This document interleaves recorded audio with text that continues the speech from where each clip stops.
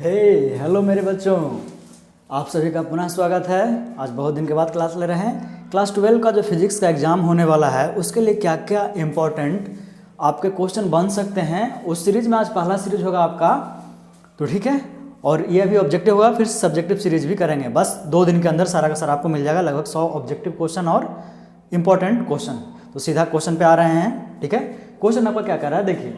Optical fibres are based on which phenomena. प्रकाश तंतु संचार, अगर हिंदी में कहे, हिंदी वाले बच्चे भी परेशान नहीं होना है, ठीक है। किस घटना पर आधारित है?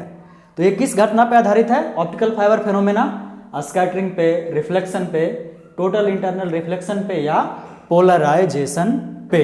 इन 4 ऑप्शन में से कोई एक ऑप्शन सही है। तो आपका समय नहीं बर्बाद करते हैं। इसका ऑप्शन क्या है आपका? Option number C. ठीक है, क्या है? Option number C, optical fibre total internal reflection पे आधारित है। ये है आपका क्वेश्चन नंबर फर्स्ट। अब आगे बढ़ते हैं, इसका आंसर नोट कर लीजिए। तो ये रहा आपका दूसरा क्वेश्चन बच्चों आपके सामने। ठीक है, ये भी बहुत ही इजी और बहुत ही इंपॉर्टेंट क्वेश्चन है। इसको आप जितना बार स्टार लगाना चाहें लगा सकते हैं। ये बहुत बार आपका पूछा गया क्वेश्चन है। ठीक है, तो the relation between alpha and beta. ठीक है, अल्फा और बीटा कोफिशिएंट्स हैं। आपको ट्रांजिस्टर जिस समय पढ़ाया गया, अल्फा और बीटा क्या है? कोफिशिएंट हैं। और किस पे? एसी के लिए है। ठीक है, सारा का सारा एसी के लिए है। तो ये क्या होगा? तो अगर आपको कुछ याद हो तो अल्फा बराबर क्या होता है, आई थिंक ये भी आप जान लीजिए।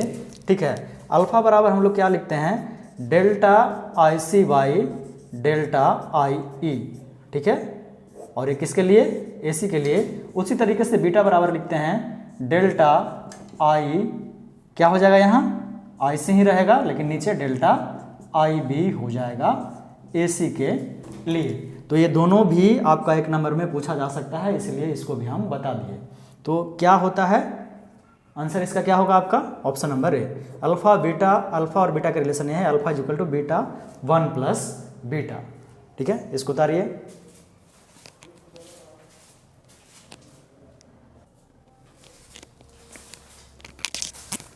तो बच्चों ये रहा आपके लिए क्वेश्चन नंबर 3 और 4। ये बहुत आसान क्वेश्चन है। कह रहा है डायोड जब पढ़ाया जाता है तो गैस डायोड के बारे में पढ़ाया जाता है कि किस से बना होता है। देखिए, तो इसके नाम में ही गैस है, यानी कि गैस इन ट्यूब तो होना ही होना है। इसके अलावा क्या क्या हो सकता है? तो वो क्या है? एनोड। ठीक है, तो एनोड भी होता है और साथ ही साथ कैथोड भी होता है। ओके, सो इसका आंसर क्या होना चाहिए? इसका आंसर होगा option number D, all of the above. ये बहुत रेयरली पूछा गया है, लेकिन इंपॉर्टेंट क्वेश्चन है। हाँ, लेकिन ये मोस्ट रिपीटेड क्वेश्चन है आपका। ठीक है, तो ये एकदम याद होना चाहिए कि ऐसा यूनिट ऑफ मैग्नेटिक फ्लक्स, यानी चुंबकीय फ्लक्स का ऐसा मात्रक क्या होता है। आप लोग सोच रहे होंगे कि माँ छूट गया है, तो माँ नहीं बल्कि ऊपर दे दिए थे। ठीक है, जैसे भी लिखें। ओके, तो क्या होता है इसका ऐसा यूनिट? जो मैक्सिमम बच्चे यहाँ क्या करते हैं, कंफ्यूज करके टेस्ला मार देते हैं। ठीक है, जो कि बिल्कुल गलत है। ठीक है, ये बिल्कुल गलत है। इसका जो चुंबकीय फ्लक्स जो होता है, उसका जो आपका मात्रक होता है वो बीवर होता है। ठीक है, क्या होता है? बीवर। इसको एकदम ध्यान रखिएगा। इसका रिपीट होने का मैक्सिमम चांसेस है आपका एग्जाम में, और ये पूछेगा ही पूछेगा, एकदम पक्का है। ठीक है, तो ये दोनों क्वेश्चन उतार लीजिए या स्क्रीनशॉट ले लीजिए।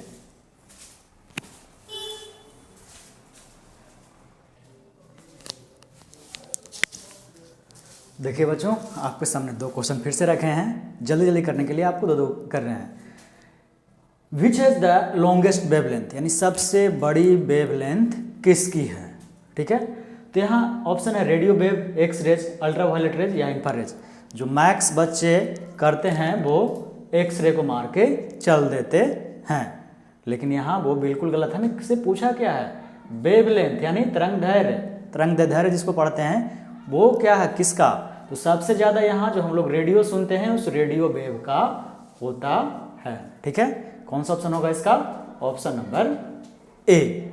अब क्वेश्चन नंबर 2 आपका है, ये भी क्वेश्चन नंबर 6 आपका है। ये क्वेश्चन भी इस पे स्टार मार लीजिए जितना मारना है। रिपीटेड क्वेश्चन ये भी है आपका, बहुत बार रिपीट हुआ है। रीजन क्या है कि ये कॉपर है क्या, पैरामैग्नेटिक है, डायामैग्नेटिक है या फेरोमैग्नेटिक है?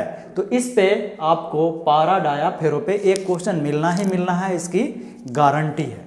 ठीक है, तो ये क्या होता है? कॉपर डायामैग्नेटिक होता है। ऑप्शन नंबर बी इसका सही आंसर होगा। आपको थ्योरी में भी ये बताया गया है कि डायमैग्नेटिक, पैरामैग्नेटिक और फेरोमैग्नेटिक किसे कहते हैं। इसके लिए एक बार फिर से हम वीडियो बना के डाल देंगे, ठीक है।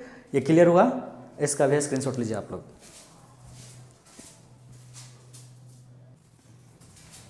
यह है बच्चों 2 क्वेश्चन और आपके सामने ये 2 क्वेश्चन और है, और इस बार ये दोनों डबल स्टार ही नहीं, जितना स्टार लगाना है लगा लीजिए, दोनों बार बार आपके बोर्ड में रिपीट हुए हैं। तो क्या है, bending of light at sharp edges, यानी बहुत ही शार्प किनारे पे जो लाइट मुड़ती है, ठीक है, लाइट क्या करती है, मुड़ती है, मुड़ जाती है, बेंड कर जाती है, उस फेनोमेना को, उस घटना को क्या कहते हैं, रिफ्रैक्शन, डिफ्रैक्शन और पोलराइजेशन। हिंदी वाले बच्चे तो पता है, परावर्तन, ठीक है, इसका अपवर्तन, डिफ्रैक्शन और ये पोलराइजेशन। तो इसका जो आंसर है बच्चों याद रखिएगा क्या है, डिफ्रैक्शन। डिफ्रैक्शन के कारण ही कोई भी लाइट रे एकाएक क्या कर जाता है, बेंड कर जाता है। उसी तरीके से ये क्वेश्चन भी आपको एग्जाम में पूछेगा ही पूछेगा, कोई चांस ही ना है कि ये ना पूछे। बार बार इस टाइप का क्वेश्चन आपसे पूछेगा कि बाइनरी इक्विवेलेंट ऑफ 15 का बाइनरी इक्विवेलेंट क्या होगा, कैसे निकालते हैं आप लोगों को पता होगा, ठीक है। क्या है इसका आंसर होगा आपका ऑप्शन नंबर सी। जिन्हें पता ना हो वो जरूर सीख लीजिए कि इस बाइनरी इक्विवेलेंट, एकदम फिर से कह रहे हैं, ये रिपीट होगा क्वेश्चन इस टाइप का। अब 15 की जगह 16 दे सकता है, 20 दे सकता है, कुछ भी दे सकता है, लेकिन ये क्वेश्चन आएगा ही आएगा। आपको इस पे ध्यान रखना ही रखना है, ठीक है। इसको नहीं आता है तो इसको सीख लीजिएगा कैसे निकालते हैं। जो एक बहुत सा बेसिक तरीका भी है, अगर आप, ठीक है, आपको हम वो बेसिक तरीका अभी के अभी बता देते हैं कैसे निकालते हैं जो, ठीक है। देखिए कैसे निकालते हैं किसी का बाइनरी, आप ऑप्शन से भी निकाल सकते हैं, जिसको पता ना हो कि कैसे निकाला जाता है वो। जैसे क्या लिखा हुआ है, 1011, ऑप्शन नंबर 1 हम सिखा रहे हैं, ठीक है। थोड़ा सा समय बस कुछ, तो इस यहाँ से शुरू करते हैं, ठीक है। ये क्या है 1, तो 1 into 2 to the power 0, 2 to the power 0 से शुरू होता है, और जो बेस होता है वो क्या होता है, मल्टीप्लाई होता है, और बाद में प्लस। यहाँ भी 1 है, ठीक है, तो क्या हो जाएगा 1 इंटू 2 टू द पावर 1, यहाँ 0 है, plus 0 into 2 to the power 2 होगा, 0 1 2, उसी तरह से यहाँ 1 है, 1 इंटू 2 टू द पावर 3 होगा। इस तरीके से निकालते हैं। देखिए यहाँ 8, 0 में कुछ भी करेंगे तो 0 2 प्लस 1, 8 10 1 11 ही आएगा।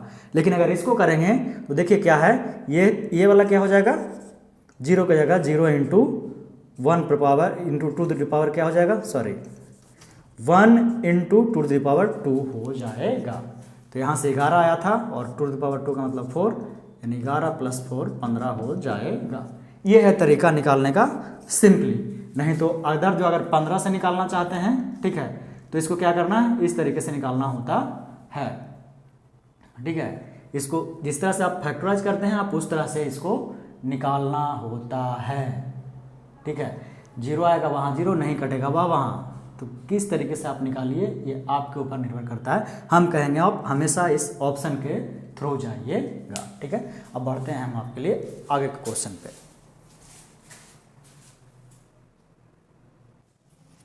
हाँ बच्चों, तो ये रहा आपके लिए नेक्स्ट 2 क्वेश्चंस, ठीक है, जो कि बार बार आपसे पूछा जाता है। ये भी क्या है, रिपीटेड क्वेश्चन है, ठीक है। क्या है, रिपीटेड क्वेश्चन है। The speed of electron in ground state of orbit of hydrogen, यानी हाइड्रोजन का जो किसका है, इलेक्ट्रॉन, उसके ग्राउंड स्टेट ऑर्बिट में हाइड्रोजन के इलेक्ट्रॉन का क्या स्पीड होता है। इसका फॉर्मूला है आपका CY137, जहाँ C क्या है, स्पीड ऑफ लाइट। इसको आप डायरेक्टली याद रखिएगा। इस पे एक और क्वेश्चन भी बनता है कि ग्राउंड स्टेट पे इलेक्ट्रॉन का अगर वैल्यू में एनर्जी दे तो कितना आता है, वो आता है -13.6 इलेक्ट्रॉन वोल्ट। अब इसे भी याद रखिएगा। सेकंड क्वेश्चन, ये भी बार बार रिपीट होने वाला क्वेश्चन कि which one of is the best material for making connecting wire. हम लोग घर में कनेक्टिंग वायर बनाते हैं ना, तो उसके लिए सबसे बेस्ट मटेरियल कौन है। कन्फ्यूजन में बच्चे आप लोग क्या करते हैं कि टंगस्टन मार जाते हैं, ठीक है, जो कि बिल्कुल गलत है। टंगस्टन कैसे हो सकता है, इसको तो हम लोग कहाँ एज ए फिलामेंट यूज करते हैं, तो कनेक्टिंग वायर तो है नहीं। तो बेस्ट मटेरियल यहाँ आपका क्या होता है, कॉपर होता है। हम लोग एल्यूमिनियम का भी यूज नहीं करते हैं, मैग्नीज का भी यूज नहीं करते हैं वायर को कनेक्ट करने के लिए, यानी फ्यूज। ठीक है, फ्यूज में देखते हैं जब घर में क्या करते हैं, कनेक्ट करते हैं ना, तो वो कॉपर का ही बेस्ड होता है। कॉपर को ही कनेक्टिंग वायर के रूप में यूज करना चाहिए, यानी कनेक्टिंग वायर बनाने के लिए जिस एलिमेंट का यूज करना चाहिए, जिस मटेरियल का यूज करना चाहिए, वो क्या है, कॉपर है। और ये भी रिपीटेड क्वेश्चन है आप लोगों के लिए, इसका भी आप स्क्रीनशॉट लीजिए।